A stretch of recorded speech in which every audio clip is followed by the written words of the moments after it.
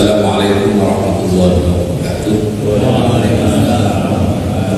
Bismillah, alhamdulillah, wassalatu wassalamu ala rasulillah Muhammad bin Abdillah wa ala alihi wa sahbihi wa mawala wa ba'du. Ibu bapak sekalian yang saya hormati, pagi ini kita melanjutkan pembahasan surat Al-Balad. La uqsimu bihadzal balad wa anta hillun bihadzal balad wa walidin wa ma walad laqad khalaqnal insana fi kabad ayahsabu an la yaqdira alayhi ahad yaqulu ahlaktu malan lubada ayahsabu an lam yarahu ahad alam naj'al lahu 'ainayni wa lisanan wa shafatayn wa hadainahu najdain. Jadi baru kita akan bahas sekarang wahdainahun najdain. Setelah Allah bersumpah dengan negeri ini, yaitu kota Makkah, Allah bersumpah dengan anak dan bapaknya. Allah menciptakan manusia di dalam penuh kesah, manusia yang rakus kepada harta benda. Lalu Allah memberi fasilitas kepada manusia berupa lisan, dua mata untuk memperhatikan apa yang terjadi di permukaan bumi ini. Lalu kata Allah, wahdainahun najdain. Aku beri mereka kemampuan untuk melihat kebaikan dan keburukan, kejahatan dan kebaikan. Jadi setiap kita pada hakikatnya mampu untuk melihat mana yang baik, mana yang buruk. Di ayat yang lain menyatakan fa'alhamaha fujuraha wa taqwaha. Allah mengilhamkan kepada diri kita untuk membedakan mana yang fujur, yang jahat, wa taqwaha, dan mana yang baik. Tidak ada manusia yang menyatakan bahwa mencuri itu baik, berbuat zalim itu baik. Tidak ada manusia yang menyatakan begitu. Tapi belum tentu manusia sanggup untuk meninggalkan itu. Makanya tidak ada manusia yang tidak berdosa di permukaan bumi ini kecuali Nabi. Bahkan Nabi pun pernah melakukan kesalahan yang kemudian ditegur oleh Allah sendiri.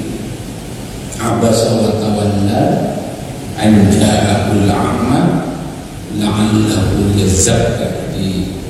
Nabi bermuka basah ketika ada laki-laki buta yang datang ke tempat Nabi rapat dengan para sahabat.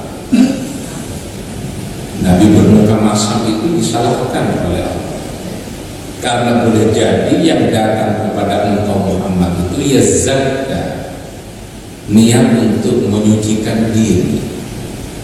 Itu sebabnya hatta Nabi pun tidak tahu isi hati seseorang.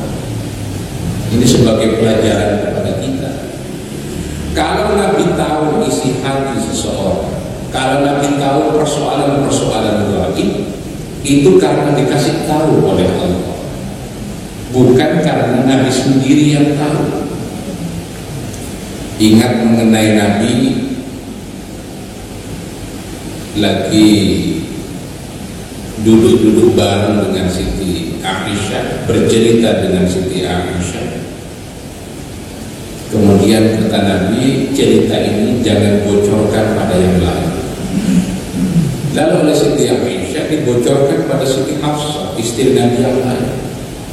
Diketahui oleh Nabi, wa idh asarra an-nabiyyu ila ba'di azwajihi hadithan falamma nabba'at bihi wa adharahu Allahu arrafa ba'dahu wa a'rada anhu falamma nabba'aha bihi qalat man anba'aka hadha qala nabba'ani al-alimul khabir.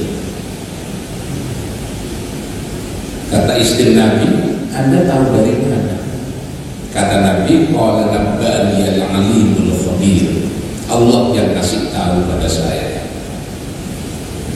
Jadi Rasulullah mengetahui hal-hal yang gaib itu karena dikasih tahu oleh Allah. Kalau tidak dikasih tahu oleh Allah, ya tidak tahu. Makanya kita husnudzon saja yang datang ke sini niatnya untuk ngaji, bukan niat yang lain. Bukan karena males masak di rumah, berantem tadi malam.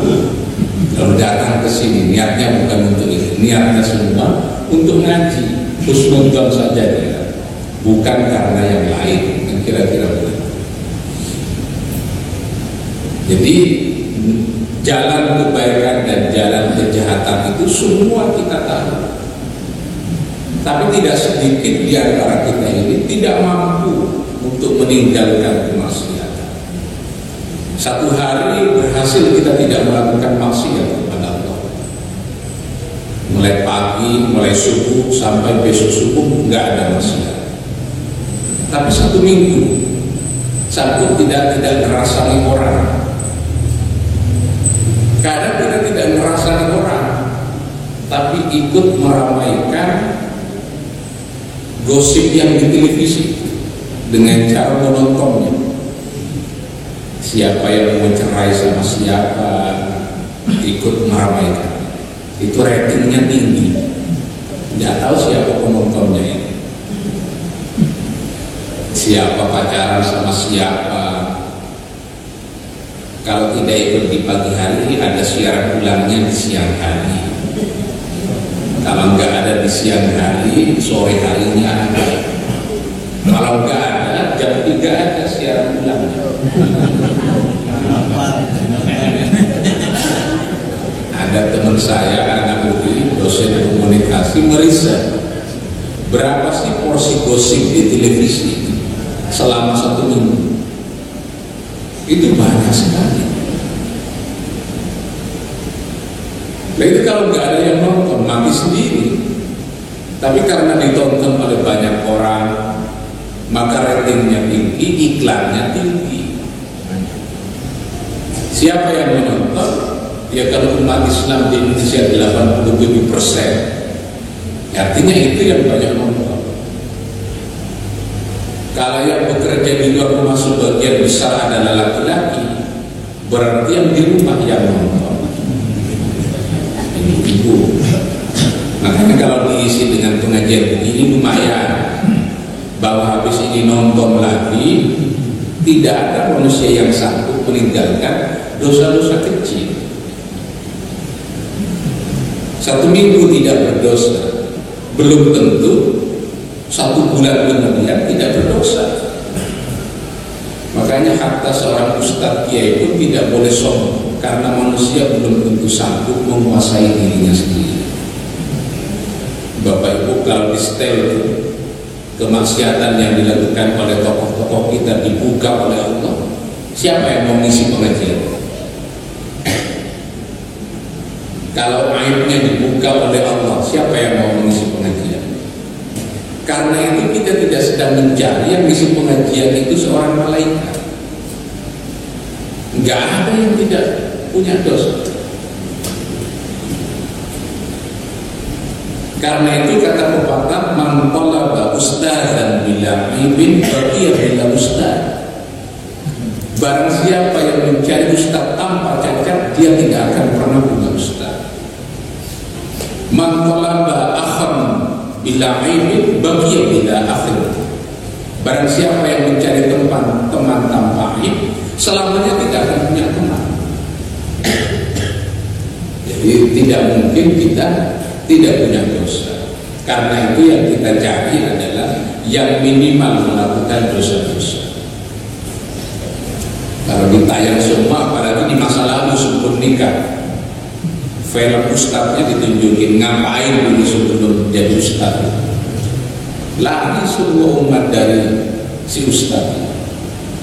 Jadi kita tidak sedang mencari malaikat untuk mencari guru, tapi belajar bersama, minimal tidak melakukan dosa-dosa besar. Itu minimal, walaupun tidak gampang. Tidak mencuri, tidak berzina, tidak membunuh, tidak syirik kepada Allah, tidak durhaka pada orang tua, itu enak dipidatokan. Tidak durhaka pada kedua orang tua, enak dipidatokan, tapi belum tentu sanggup untuk kita laksanakan. Dua jalan, jalan kebaikan dan jalan keburukan. Apa kelanjutannya? Wahadainahum najdain falam tahamal aqabah. Tapi manusia ini tidak mau menempuh jalan mendaki. Wa ma adraka mal aqabah, apa jalan yang mendaki itu? Fakku raqabah, memerdekakan budak. Raqabah itu artinya leher. Kenapa budak disebut raqabah? Karena biasanya para budak itu diidentikan dengan orang yang terbelenggu, tangannya ditaruh di lehernya yang menyebabkan dia kehilangan kebebasan sebagai manusia. Nah, Islam ini dulu hidup pada zaman perbudakan. Nah, di dalam peperangan ada beberapa orang yang menjadikan budak. Hasil tangkapan perang itu jadi budak. Anak-anak, perempuan, laki-laki, kira-kira itu tangkapan perang. Kalau laki-laki pilihannya dibunuh, disuruh bayar tebusan, disuruh ngajari mungkin punya ilmu sesuatu, atau dijadikan budak istirqah. Kalau perempuan dijadikan budak. Ini semua negara saat itu di zaman Islam masuk turun masih mengenal perbudakan. Dan negara Amerika yang gede itu baru bebas dari perbudakan kurang lebih pada abad ke-19. Baru bebas dari perbudakan. Baru orang kulit hitam, Obama menjadi presiden pertama dari kulit hitam yang dikenal sebagai perkumpulan para budak kulit hitam di Amerika. Nah, di Indonesia tidak ada perbudakan sejak pertama kita merdeka. Yang ada tradisi selir di lingkungan raja-raja Jawa zaman dulu. Ada kan selir itu? Selir apa? Selir itu bahasa simpanan, tapi dinikahi enggak? Kadang dinikahi, kadang tidak. Tapi raja-raja sekarang sudah tidak ada yang punya selir. Namanya saja raja nggak punya umat, kecuali Raja Jogja. Fakku raqabah, memerdekakan budak. Kalau orang melanggar satu tindakan pidana di dalam Islam, salah satu bentuk sanksinya adalah tahrir raqabah, memerdekakan budak. Tapi tahap pertama, tahrir raqabatin mukminah, memerdekakan budak perempuan yang beriman. Itu yang disebut di dalam Quran, memerdekakan budak. Yang kedua, au it'amun fi yaumin dzi basqalah, memberi makan pada saat terjadi kelaparan. Nggak tahu di Indonesia. Jadi memberi makanan ketika terjadi kelaparan. Au it'amun fi yaumin dzi basqalah. Apa kalian tanya? Yatiman dza maqrabah, anak-anak yatim yang masih ada hubungan kekerabatan dengan kita. Yang berikutnya au miskinan dza maqrabah, atau orang-orang miskin dza maqrabah. Maqrabah itu artinya debu, turab. Jadi rumahnya belum dikeramik. Saya kira di villa itu sudah selesai dikeramik semua. Mau tipe apapun kan pasti ada keramiknya kan, nggak ada yang tidak ada keramik. Itu menunjukkan kemiskinannya sudah absolut. Sampai-sampai rumahnya tidak di plester dan begitu seterusnya. Miskinan dan matroba. Tsumma kana minal ladzina amanu wa tawassaw bis sabri wa tawassaw bil marhamah. Kemudian karena sudah naik, sebenarnya jalannya mendatar tapi untuk mendaki. Di situ kan tidak ada ibadah yang langsung kepada Allah, memerdekakan budak, memberi makan ketika terjadi kelaparan, membantu anak yatim, menolong orang miskin, semuanya jalan ke samping, membantu hamba-hamba Allah. Tapi disebut oleh Al-Quran ini adalah jalan mendaki. Kalau begitu datar pada hakikatnya untuk mendaki. Itulah yang dimaksud dengan ibadah sosial, ibadah yang terkait dengan manusia-manusia yang lain. Kalau sholat kan jelas itu jalan langsung tembus kepada Allah. Puasa juga begitu. Lah ini faktu raqabah, memerdekakan budak, membantu anak yatim, orang miskin, orang yang kelaparan, itu semua jalan mendaki disebutnya oleh. Nah, orang-orang yang seperti ini kemudian dinaikkan lagi. Tsumma kana minal ladzina amanu wa tawassaw bis-sabri wa tawassaw bil marhamah. Kemudian mereka beriman kepada Allah, saling wasiat untuk menghadapi setiap masalah dengan penuh kesabaran. Kemudian marhamah dengan penuh kasih sayang. Kesabaran sudah sering saya sampaikan, kasih sayang juga begitu. Ulaika ashabul maimanah, itu adalah jalan tikar. Tsumma kana minal ladzina kafaru bi ayatina hum ashabul masyar. Nah, jalannya orang-orang yang ingkar kepada ayat-ayat Allah itu jalan yang berada di kiri, alaihim narun muqsadah. Nanti di akhirat akan mendapatkan sanksi, yaitu berada di api neraka yang pintunya dikunci oleh Allah, nggak bisa keluar. Itu orang yang mengingkari ayat-ayat Allah. Pertanyaannya, apa yang dimaksud dengan mengingkari ayat-ayat Allah? Karena ayat Allah ini banyak sekali. Ada ayat Allah yang sifatnya kauniyah, alam semesta ini. Ada ayat Allah yang sifatnya adalah Qur'aniyah, yang kita baca tiap hari. Nah, jadi kalau kita menyaksikan alam semesta ini, hakikatnya kita kembali untuk mengakui semua ada pencipta. Bayangin, untuk sementara angin ini, udara ini dicabut oleh Allah 15 menit,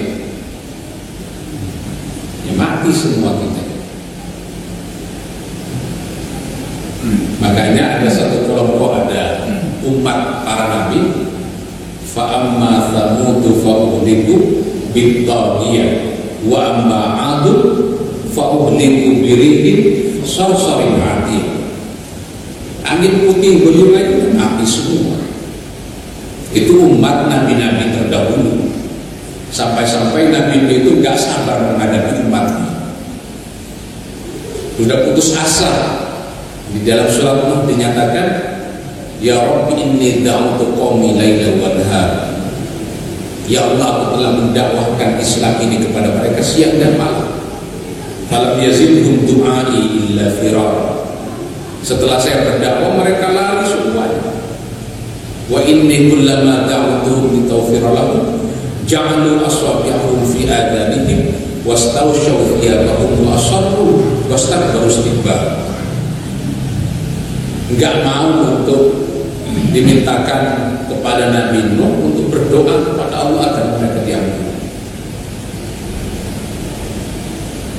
Jadi akhirnya Nabi Nuh mengadu kepada Allah, ya Rabbi inni, gimana ayatnya? Ya Rabbi, wa qala Nuh Rabbi innahum asawni wattaba'u man lam yazidhu maluhu wa waladuhu illa khasara wa makaru makran kubbara wa qalu la tadharunna alihatakum wa la tadharunna waddaw wa la suwa'a wa la yawutha wa yawuka wa nasr wa qad adallu kathira wa la tazidil zalimina illa dhalal mimma khati'atihim uridu fa udkhilun nar falam yajidu lahum min dunillahi ansar wa qala Nuh rabbi la tadhar 'alal ardi minal kafirin dayya. Ya Allah, jangan biarkan orang-orang kafir itu untuk tinggal di permukaan bumi ini. Doanya Nabi Nuh alaihi salam. Rabbi la tazar 'alal ardi minal kafirin dayyara innaka in tadharhum yudhillu 'ibadaka wa la yalidu illa fajiran kafar. Kalau dibiarkan semuanya hidup, mereka akan menyisakan orang-orang kafir yang lahir dari rahim mereka hanya orang-orang kafir. Tapi Nabi Muhammad tidak berdoa seperti ini kepada kita. Ini bedanya Nabi kita ini dengan Nabi-Nabi sebelumnya. Doa Nabi kita ketika dilempari batu oleh orang-orang kafir, Allahumma hdi qaumi fa innahum la ya'lamun. Ya Allah, berikanlah petunjuk kepada kaummu, sesungguhnya mereka tidak tahu apa yang harus mereka lakukan. Dengan demikian kita harus mengikuti Nabi Muhammad SAW, mendoakan baik kepada seluruh umatnya sekalipun dicaci maki. Jenis cacian apa yang tidak diterima oleh Nabi? Semuanya sudah diterima. Dituduh tukang sihir, iya. Dituduh gila, dituduh ayat, semua. Ini omongan para penyair Quran ini dianggap omongan para penyair saja, bohong ini. Lalu dijawab oleh Allah, wa ma'allamnahu syi'ra wa ma yanbaghi in huwa illa dzikrun wa qur'anun mubin. Aku tidak mengajarkan syair kepada Muhammad, wa ma yanbaghi. Syair itu tidak pantas buat seorang nabi. Jadi nabi bukan seorang penyair. Karena kalau penyair, Al-Quran itu berupa puisi, maka boleh jadi Al-Quran itu hasil imajinasi. Lagi di pantai melihat gelombang, ombak, bikin puisi. Lihat hutan, gunung, bikin puisi. Sekalipun ada rima di dalam Quran, itu tidak menunjukkan bahwa Al-Quran sebuah puisi. Karena Quran sendiri yang menegaskan, wa ma'allamnahu syi'ra wa ma yanbaghi. Aku tidak mengajarkan puisi kepada Muhammad dan puisi itu tidak layak baginya. Quran ini tidak ada lain kecuali zikrul, peringatan, wa Qur'anun mubin, bacaan yang jelas bagi kita semua. Jelas hukumnya, isinya apa. Makanya surat Yasin itu mestinya dikaji juga. Dan kalau saya membaca surat Yasin bisa 1 tahun itu enggak. Ini surat yang paling populer di lingkungan umat Islam, tapi mungkin banyak yang tidak paham isinya apa. Bagus itu surat Yasin kalau dibahas.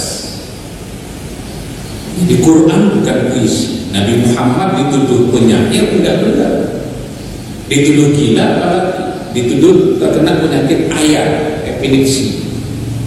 Karena ketika Nabi mendapatkan wahyu, kan Nabi gemeteran,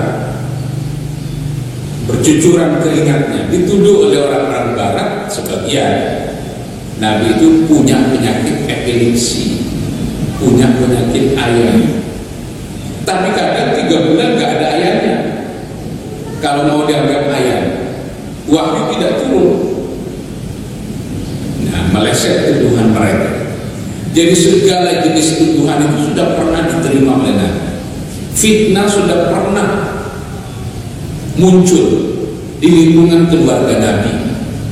Bayangin, salah seorang istri Nabi, Siti Aisyah, dituduh berselingkuh dengan laki-laki lain yang disebut dengan hadithul ifki. Ini istri Nabi. Makanya berat bagi Nabi. Sampai-sampai Allah menyatakan, wa laqad na'lamu annaka yadhiqu sadruka bima yaqulun. Muhammad, kata Allah, saya tahu dada kamu itu sesak karena omongan-omongan mereka. Itu Nabi bisa tersinggung, bisa sakit hati. Itu Nabi. Tapi kata Allah, isbir ala ma yaqulun, bersabarlah atas apa yang mereka katakan. Makanya kalau ketemu berita di Twitter, di media sosial, di Facebook, di YouTube, isinya fitnah terhadap para ulama kita ini.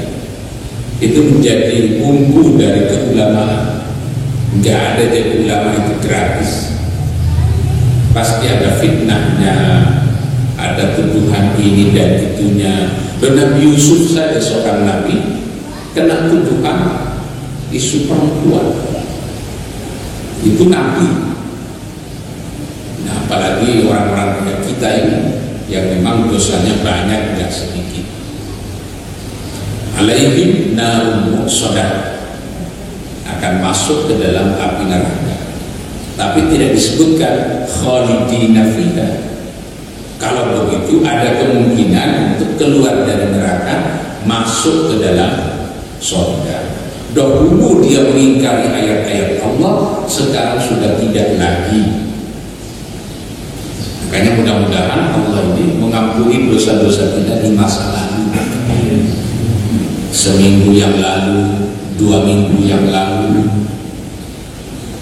1 tahun yang lalu. Ya mungkin kita sudah lupa, tapi jangan lupa, Allah tidak akan pernah lupa terhadap dosa yang kita lakukan. Nah, mudah-mudahan diampuni. Makanya kita berdoa kepada Allah, ustur uyubana, ya Allah tutuplah aib-aib kita. Itu kan sama dengan tubuh manusia. Bayangin kalau perutnya dibikin transparan, yang di dalam kelihatan dari luar. Manusia kemana-mana ini menggendong apa sebenarnya? Kalau perutnya dibikin transparan, kaca. Jadi ketika bicara kan lihat di dalam perutnya itu apa sih?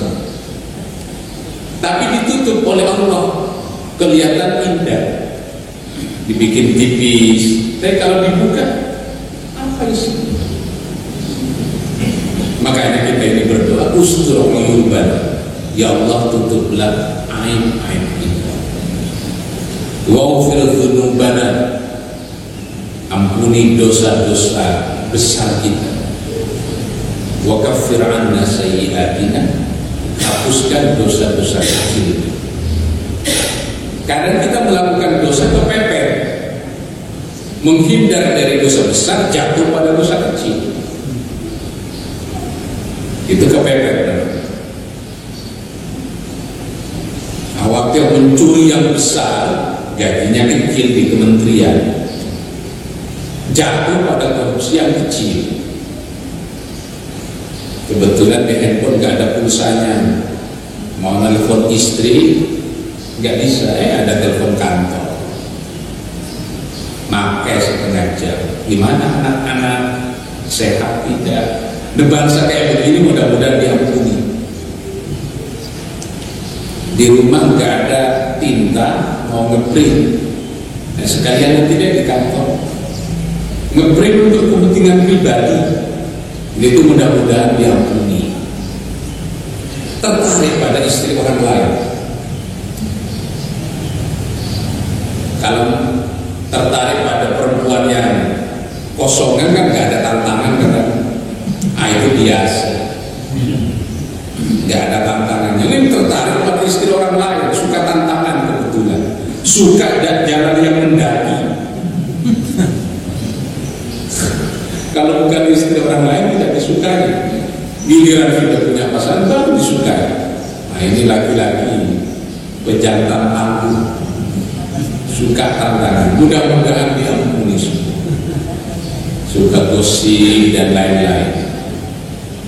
Dengan demikian, kalau ada orang lain melakukan dosa, kita jangan ikut menyebarkan sehingga dosa itu menjadi viral di media sosial. Kalau Gubernur Jakarta hanya karena persoalan celananya, gitu kan? Dia pakai celana dalam, tapi tampak seperti tidak memakai celana dalam, sehingga membentuk ukuran di depan itu ada bentuknya. Dia kemudian menyelenggarakan konferensi pers sendiri. Laki-laki kan biasa kayak begitu, bukan karena tidak pakai celana dalam, tapi foto itu dilipat gandakan terus, disiarkan kemana-mana. Itu kan tidak baik. Jadi kalau ada orang lain melakukan dosa, bukan terus kita ikut menyebarkan. Dan itu sudah dosa, dan menyebarkan ini juga bagian dari dosa. Ini karena kita hidup di media sosial kayak begini. Twitter isinya caci maki, Facebook namanya teman, tapi hakikatnya nggak berteman. Bikin status komentarnya sudah aneh-aneh. Dan Nabi ini tidak hidup di zaman media sosial. Imam Syafi'i tidak hidup di zaman media sosial. Hamka tidak hidup di zaman media sosial. Kiai Hasyim Asy'ari tidak hidup di zaman media sosial. Kalau hidup di zaman sekarang dibully. Kiai mana sekarang yang tidak dibully? Semuanya. Siapa yang membuli? Ya umatnya. Akhirnya nggak ada lagi kepercayaan satu dengan yang lain. Lo umatnya tuh berani membuli, dong sesama ustadznya saling membuli. Gimana Ustadz Zarkasi? Ustadz ini pidato begini, ini pidato begini, berantem satu dengan yang lain. Ustadz yang ini mengeluarkan hadis, ibu dan bapaknya Nabi masuk neraka. Kata Ustadz yang ini masuk surga. Kemarin jamaah pengajian ada yang nanya, yang benar yang mana? Jawaban saya, bapak ibu ini tidak usah ngurus ayah ibunya Nabi mau masuk surga atau tidak. Itu urusan Nabi. Lebih baik kita ngurusi orang tua kita sendiri, masuk surga atau tidak. Jangankan ibu bapak kita, kita sendiri masuk surga atau tidak. Memang ada hadis. Ada seorang laki-laki datang pada Nabi bertanya, Nabi gimana bapak saya yang dulu itu, yang mati pada zaman fatra engkau belum diangkat menjadi Nabi? Jawab Nabi, final di dalam neraka. Pergi dipanggil oleh Nabi. Lalu Nabi berkata, Inna abi wa abaka finnar. Ayahku dan ayahmu di dalam api neraka. Nabi mengunjungi kuburan ibunya. Kemudian Nabi mendoakan, dilarang oleh malaikat. Ini versi satu hadis. Hadis yang lain menyatakan memang mereka hidup pada zaman fatra, tapi ketika Nabi diangkat menjadi Nabi, dua bapaknya dihidupkan kembali dan menyatakan beriman kepada Nabi. Tapi mana yang benar, itu biarlah menjadi urusan Nabi dengan Allah, tidak usah menjadi urusan kita. Bisa dipahami ya? Ini berantem gara-gara ini, saling serang satu dengan yang lain. Umatnya yang bingung. Akhirnya di pengajian-pengajian ramai, yang benar gimana ini? Bapaknya Nabi masuk surga apa enggak? Kok sibuk dengan bapaknya Nabi? Kok tidak sibuk dengan diri kita sendiri? Berantem satu sama lain. Ada ustaz kecelakaan mobil, wah itu kok ada sama kiai yang lain. Bingung kita. Antar penggemar ini, penggemar ustaz ini, penggemar ustaz ini berantem satu sama lain, sehingga umatnya kebingungan, sibuk mencari induknya yang mana. Makanya jangan urus yang begitu-begitu. Lebih baik kita mengurusi diri kita sendiri. Karena ustadznya juga mencintai, repot saya menjelaskan ke orang. Ada yang bilang jadwal imsakiyah itu bid'ah. Enggak ada pada zaman Nabi. Teman saya repot juga menjawab. Akhirnya dijawab oleh teman saya, itu mukanya ustaz juga bid'ah. Loh, kok tahu nggak ada pada zaman Nabi muka begitu? Muka pada zaman Nabi kan mancung, gagah. Lalu muka kayak begini nggak ada, bid'ah juga nggak ada pada zaman Nabi. Kan repot, saling serang satu sama lain, umatnya ikut berantem di media sosial. Jadi kita nggak usah ikut-ikut. jamaah Masjid Raya Villa Inti Persada ya, yang haram ya kita usahakan untuk ditinggalkan, yang wajib berusaha kita kerjakan. Yang khilafiyah ya sudah dianggap sebagai khilafiyah sampai hari kiamat terjadi, tidak akan selesai soal khilafiyah karena menyangkut sesuatu yang furu, bukan yang inti di dalam Islam. Jangan energinya habis begitu, nanti imsak dipersoalkan, beduk dipersoalkan, kipas angin dipersoalkan, peci saya dipersoalkan. Nggak ada pada zaman Nabi. Lah kalau soal pakai jubah, Abu Jahal juga pakai, Abu Lahab kan juga pakai. Memang pakaiannya orang Arab ya begitu. Tapi kalau mau pakai begitu nggak apa-apa, hanya jangan maksa orang lain pakai jubah juga. Ada teman saya ngotot pakai jubah, ya udah pakai. Akhirnya harus turun ke sawah pakai itu jubah. Jadi ukuran kepantasan aja, pakaian apa yang pas dipakai. Nah ini khilafiyah ini yang banyak menyebabkan umat Islam bersengketa satu dengan yang lain, berantem satu dengan yang lain. Ini pemerintah Saudi Arabia membuka kembali 3 perguruan tinggi sebangsa Libya. Wahabi akan masuk ke Indonesia, nanti akan makin ramai. Yang dari Arab Saudi ideologinya masuk, yang dari Iran masuk, yang dari Pakistan masuk, Afghanistan masuk, India masuk. Karena ada India kan yang pernah datang ke sini, India, Bangladesh, yang mengambil saf terdepan ini, itu kan dari India, masuk semua ke sini.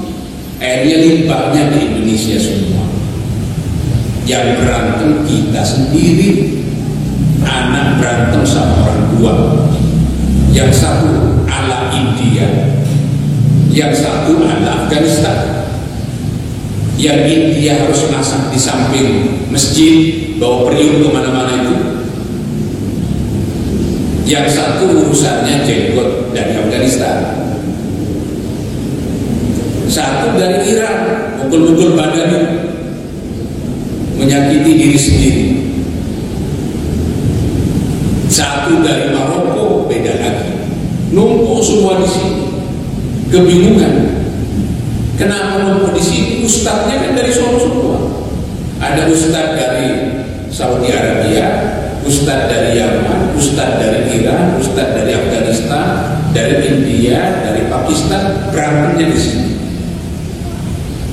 Kalau Maroko 98% seluruh umatnya bermadzhab Maliki, nggak ada perselisihan. Pakistan bermadzhab Hanafi, tidak ada perselisihan. Saudi Arabia 90% Wahabi, nggak ada perselisihan. Iran 90% Syiah, nggak ada perselisihan. Loh, kita ini umat Islam besar di Indonesia, tapi ada yang Wahabi, ada yang Syiah, ada Ahmadiyah, macam-macam. Semuanya ada di sini. Ustadznya dikirim di sini. Jadi pertengkaran di sana terjadinya di sini. Ini yang kita sayangkan kalau terus-menerus dikembangkan. Makanya jangan membesar-besarkan khilafiyah. Kita beruntung di Masjid Raya ini, ustadz-ustadznya kan juga beragam. Ada yang ngurusi Islam kontemporer, ada ngurusi hak asasi manusia, ada yang ngurusi fikih, ada yang ngurusi hadis, ngurusi tafsir, ngurusi tasawuf, lintas madhab. Itu cukup. Nah, kalau nanti ini ustadznya diganti hanya satu kelompok, ini pengeras suara dilarang, nggak ada zaman Nabi. Nabi kalau ngaji nggak pakai pengeras suara, repot kan? Ini kenapa perempuan-perempuan berjamaah ke sini? Bareng mahramnya atau enggak? Kok enggak ada dinding pemisahnya? Repot. Ini kenapa tidak pakai cadar dan seterusnya? Apalagi pakai sarung. Nggak pernah pakai sarung. Enggak pernah. Nah ini khilafiyah semuanya. Dan yang wajib itu yang disepakati, yang haram itu yang disepakati.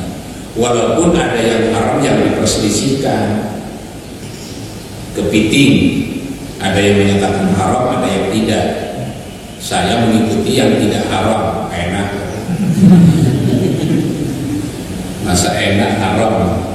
Ada yang menyatakan lele itu haram. Nah, saya ikut yang tidak haram, enak.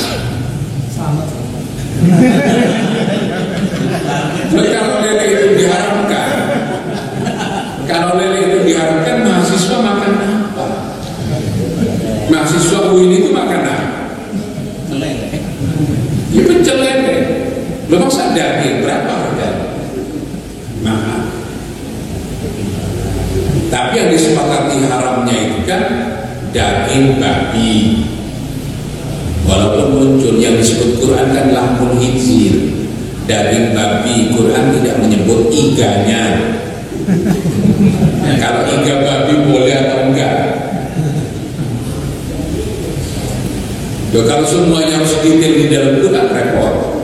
Kenapa disebut dagingnya? Karena yang biasa dimakan manusia ya dagingnya, bukan iganya. Yang haram di dalam Quran itu gak banyak. Ditambah di dalam hadis, gak ada di dalam Quran haram memakan anjing. Yang disebutkan kan hurrimat alaikumul maitatu waddamu walahmul khinzir wa ma uhilla li ghairillah dan seterusnya. Tapi gak ada anjing. Lah anjing diharamkan di mana? Di dalam hadis. Binatang buas yang bertaring di mana? Di dalam hadis. Jadi ada yang diharamkan di dalam Quran, diharamkan di dalam hadis. Nah, Quran dan hadisnya kita sepakati. Walaupun kalau kita merujuk kepada hadis belum tentu selesai, karena hadis baru dibukukan sekian puluh tahun setelah Nabi tidak ada. Makanya kadang terjadi benturan antar satu hadis dengan hadis yang lain. Jangankan hadis dengan hadis yang lain, antara ayat Quran dengan ayat Quran yang lain bisa terjadi benturan. Misalnya mengenai iddah perempuan yang ditinggal mati oleh suaminya. Satu ayat pertama menyatakan walladzina yatawaffawna minkum wa yadhuruna azwajan wasiyatan li azwajihim mata'an ilal hauli ghairu ikhraj. Tidak boleh keluar rumah selama 1 tahun. Itu ayat yang pertama. Jadi iddahnya 1 tahun. Tapi ayat yang kedua menyatakan ya tarabbasna bi anfusihinna arba'ata ashhur wa ashra. 4 bulan 10 hari. Mana yang benar? Yang 1 tahun atau yang 4 bulan 10 hari? Kata para ulama, ayat yang pertama itu dibatalkan oleh ayat yang kedua. Namanya pembatalan hukum. Siapa yang membatalkan? Quran sendiri. Tapi yang menyatakan ini dibatalkan oleh itu siapa? Ya ulama. Jangan lupa. Beda dengan hadis kuntu nahaitukum an ziyaratil kubur ala fasuruha. Dahulu saya melarang kalian ziarah kubur, sekarang berziarah. Itu langsung Nabi yang menyuruh. Kalau ini tidak eksplisit, Quran menyatakan yang 1 tahun dibatalkan oleh yang 4 bulan 10 hari. Karena itu menurut saya dua-duanya bisa dipakai. Kalau mau bergabung maksimal 1 tahun, habis itu harus move on, nyari lagi. Tapi jangan terlalu bangga juga suami meninggal. Tunjukkan dirinya bergabung 4 bulan 10 hari. Bukan suami baru meninggal sudah dihadiri ke tetangga sebelah, lalu jadi rajin jemput anak ke sekolah, suaminya baru meninggal, lihat ayah-ayah yang lain di sekolah anaknya. Ini ayah-ayah muda ini kok keren-keren sekali, karena ada himbauan menteri, orang tua ngantar anaknya ke sekolah. Banyak sekarang ibu-ibu rajin ngantar anak ke sekolah, bapak-bapaknya juga rajin ngantar anak ke sekolah, ketemu di sekolah anaknya itu.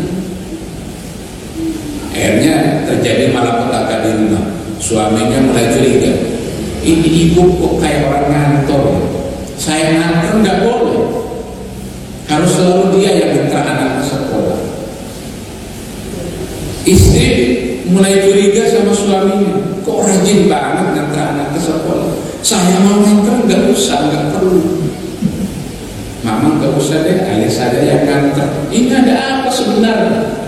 Titik temunya di sekolah anak. Lalu kata si ayah ini kasihan ke ibunya si itu, ini oleh-oleh ayah kemarin di luar kota. Siapa yang ngasih? Anaknya. Kata si perempuan itu, ibunya si siapa itu, ini kasihan ke ayahnya si ini. Siapa yang nganter? Mak Comblang siapa? Anaknya. Hati-hati, banyak kasus sekarang soal nganter ke sekolah ini, banyak kasus. Jam 6 lewat 5 menit. Gak ada pertanyaan kan? Selesai surat Al-Balad. Gak tahu bulan depan bahas surat apa? Ya, ini benar surat Yasin. Kalau Yasin jangan harus ikut semua, biar gak potong-potong. Harus di absen nanti, biar tuntas. Karena agak panjang ayatnya, 83 ayat. Direkam, jadi yang lain gak nonton. Jadi bulan depan biar mengerti kalau baca surat Yasin ini maksudnya apa. Mudah-mudahan cukup waktunya. Kalau sampai 1 tahun berarti himbauannya jangan meninggal dulu. Kalau ada yang mau meninggal jangan dulu, tunggu sampai surat Yasin selesai. Pak Jamin ya? Dijamin tidak boleh meninggal, nunggu sampai surat Yasin selesai. Kalau mau meninggal usul sama Allah, boleh usul sama Allah. Saya pernah cerita Sa'ad bin Abi Waqqas, umur 40 mau diambil nyawanya oleh malaikat, gak mau, minta kepada Allah, anak saya masih kecil, ya Allah beri kesempatan membimbing mereka. Akhirnya dilipat gandakan umurnya, mestinya umur 40 meninggal, akhirnya meninggal di 80 tahun. Kuburannya Sa'ad bin Abi Waqqas di Cina, diutus Nabi untuk berdakwah ke sana. Jadi boleh minta panjang umur dan sehat. Jangan hanya minta panjang umur, panjang umur 80 tahun tapi struknya 15 tahun. Ini kan gak enak banget walaupun gak meninggal. Jadi jangan hanya minta panjang umur, sehat juga menjadi penting. Kalau mau meninggal jangan lama-lama sakitnya. 1 hari sakit cukup, 1 hari cukup lah ya. Kira-kira anak yang masih di Papua berangkat ke sini sudah datang, yang dari Australia berangkat ke sini sudah datang, cukup 1 hari. Jenazahnya masih hangat, jadi anak bisa membawa ke kuburan. Tapi kalau sakitnya kanker, 3 tahun kan mati-mati, tiap hari tersiksa, jangan minta begitu sama Allah. Bisa kita meminta kepada Allah biar tidak terlalu sakit hidup di dunia ini. Sudah uang kurang-kurang, uang belanja kurang-kurang, sakit pula. Jadi boleh minta kepada Allah, berdoa. Saya juga berdoa begitu. Ya Allah, kalau mau mati jangan lama sakit. 1 hari cukup, ya maksimal 2 hari terus meninggal. Jangan lama-lama. Mudah-mudahan saya nggak meninggal habis ngomong begini. Ceritanya khatib di Surabaya lagi baca khutbah menjelaskan mengenai kematian. Habis khutbah pertama jatuh, urat nadi sudah tidak ini lagi, diputuskan oleh dokter mati. Tiba-tiba bangun menyelesaikan khutbah yang kedua. Khutbah yang kedua selesai, baru meninggal secara sempurna. Kebetulan tema khutbahnya mengenai kematian, menjemput kematian dengan indah. Meninggal. Nah, ada yang meninggal kayak bapaknya Habib Syekh itu meninggalnya pada hari Jumat. Pada waktu menjadi imam sholat Jumat, pada waktu sujud sholat Jumat, sujudnya pada rakaat yang terakhir. Kan keren, meninggal kayak begini kan keren. Kalau meninggal kayak begini caranya harus punya penyakit jantung. Gimana Pak Jamin? Karena kalau nggak jantung nggak bisa mati kayak begini. Jadi jangan milih stroke, milihnya jantung. Itu keren, lagi sholat jantung pasti. Jangan ada yang jantung aja, itu jantung. Mudah-mudahan kita semua husnul khatimah. Tidak sengsara hidup ini.